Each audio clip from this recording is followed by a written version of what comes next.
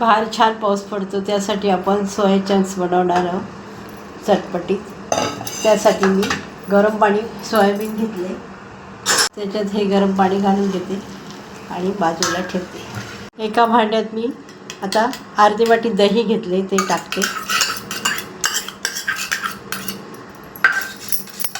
त्याच्यामध्ये मसाले घेतलेत बघा.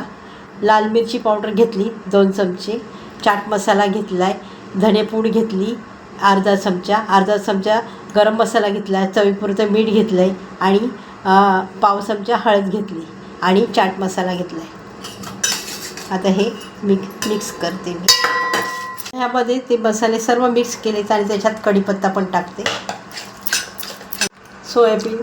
सोयाबीन मी इथे गरम पाण्यात भिजत ठेवले होते, ते आता मी असं पिळून घेते. आता सर्व पाणी काढून घेतले आणि हे मसाल्यामध्ये टाकते आणि मिक्स करून घेते बघा. याच्यामध्ये 2 चमचे कॉर्नफ्लॉवर टाकते आणि मिक्स करून घेते. मी कढई ठेवली, त्यात तेल घातले आणि हे त्याच्यामध्ये सोडून घेते. मी काढून घेते.